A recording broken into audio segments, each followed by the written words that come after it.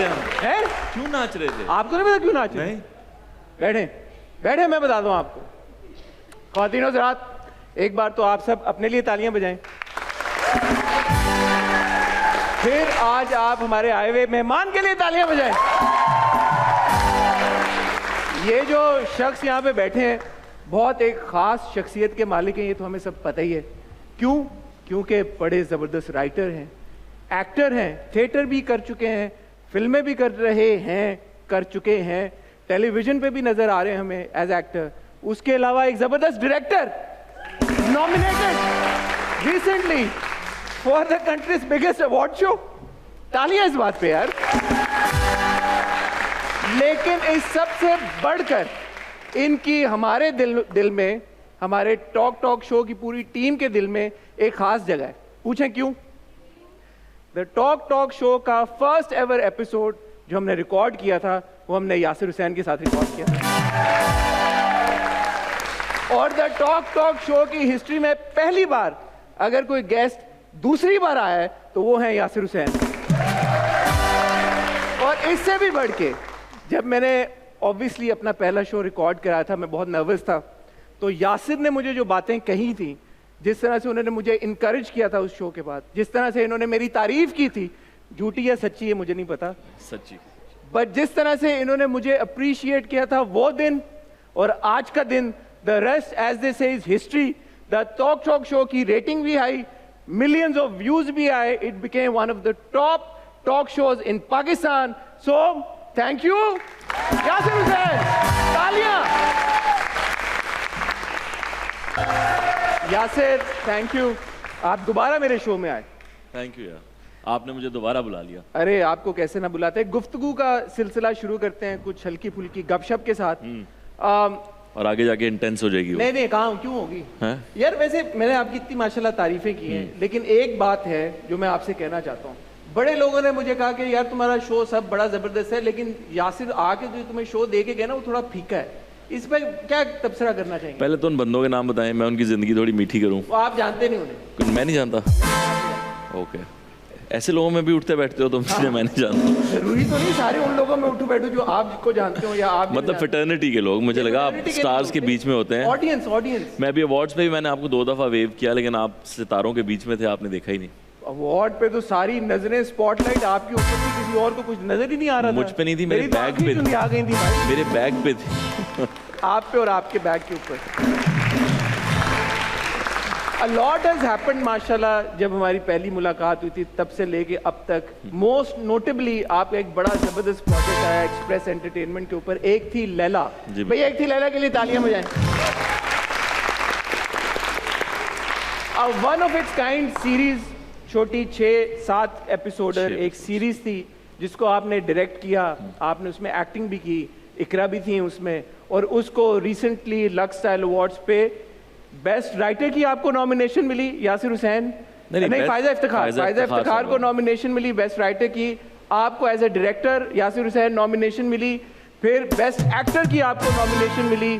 फिर इकरा को best actor in a female role. क्या फैसल कुरैशी साहब को भी 5 नॉमिनेशन आपको मिली। 5 ही मिली ना? 5 नॉमिनेशन मिली यासिर, और अवार्ड एक भी नहीं मिला। ऐसा क्यों? देखिए वो मुझे जब नॉमिनेट किया गया था तब भी मुझे पता था अवार्ड नहीं मिलना है। उसकी वजह ये कि आई थिंक ड्रामा जो है वो 26-30 किस्तों वाला होता है। ये सीरीज़ थी, आई थिंक ये टॉक ऑफ द टाउन बन गई थी या लोगों को पसंद बहुत ज़्यादा आई थी, इसलिए उन्होंने उसको नॉमिनेट कर दिया। हैरत मुझे ये हुई कि क्रिटिक्स चॉइस में वो नॉमिनेट हुआ था। कुछ लोगों को बहुत उम्मीद थी कि उसे मिल जाएगा, हमारे प्रोड्यूसर्स को बहुत उम्मीद थी कि उन्हें मिलेगा। सबको उम्मीद, मुझे भी उम्मीद थी, क्योंकि क्रिटिक्स को तो डिफरेंट चीज़ें पसंद होती हैं, बट आई थिंक अवार्ड्स उन्हीं को मिलते हैं जो एक ख़ास किस्म का कंटेंट टीवी पे चलता है, उसी को ज़्यादा अवार्ड्स दिए जाते हैं। ये मेरा समझना तो यही है अवार्ड्स देखते हुए, तो मुझे यही लगा। बट मुझे, क्योंकि हम ड्रामों को रिव्यू भी करते हैं, कंटेंट को भी देखते हैं, एक थी लैला ने बड़ा डिसरप्ट किया सिस्टम को, जो एक यूजुअल जिस तरीके से कंटेंट बनता है, और फिर हम देख रहे हैं एक्सप्रेस पे और भी उसके बाद मिनी सीरीज बन रही हैं। और खातून को भी हमारे यहाँ जिस तरह दिखाया जाता है औरत को, वो एक ही तरह की होती है, या वो बुरी होती है या वो अच्छी होती है। वो उसमें शेड्स नहीं होते। तो इसमें उस लड़की का जो कैरेक्टर था उसमें बड़े शेड्स थे। सो आई वुड एज्यूम कि एक थी लैला की वजह से जो ऐसी ऑडियंस है जो पहले शायद इतना इंटरेस्ट नहीं ले रही थी कंटेंट की तरफ, नेटफ्लिक्स पे ज़्यादा देखे। बहुत फीडबैक जब एक थी लैला के ऊपर आया, पहली दूसरी किस के बाद मैंने एक्चुअली जो एपिसोड का कमेंट सेक्शन था वहाँ पे देखा कि you getting to watch Netflix for free. वाह वाह भाई ये इस पे तालियां बनती थी। तो जो एक ट्रेडिशनल ऑडियंस है हमारे ड्रामे की, एक थी लैला ने काफ़ी हद तक उस ऑडियंस को अपनी तरफ अट्रैक्ट किया जो यूजुअली नेटफ्लिक्स के ऊपर या अमेजोन के ऊपर इंटरनेशनल कंटेंट देखती है।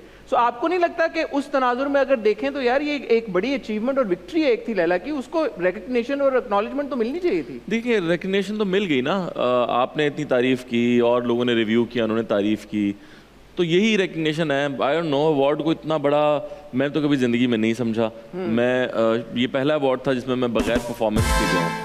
मैं वरना आप हमेशा जाते हैं और पैसे लेके घर आते हैं, अवार्ड लेके आएगा। आपको बताऊं सच्ची खुशी भी उसी में मिलती है, पैसों में। बिल्कुल। हाँ, क्यों ना मिले। हाँ तो ज़्यादा ज़रूरी वही चीज़ है। अभी आप किसी एक्टर को हायर करें, उनसे बोलें कि आपको पैसे नहीं देंगे अवार्ड देंगे, वो नहीं करेगा काम आपके साथ। हाँ। इवन आपको कहें आप ये शो करें, आपको अवार्ड मिलेगा एक्सप्रेस की तरफ से और पैसे नहीं मिलेंगे, आप भी नहीं करेंगे।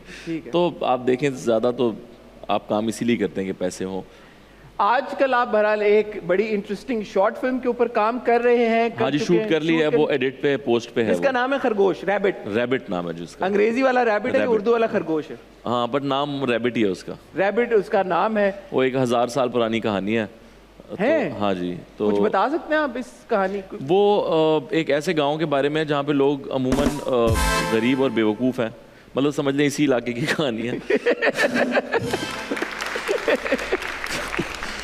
तो वो उस दौर की जब लोगों के पास बस एक ख़ास किस्म की अशरफियाँ हैं और खाने पीने को कुछ चीज़ें हैं, कोई जेवरात और उस तरह का दौर नहीं है।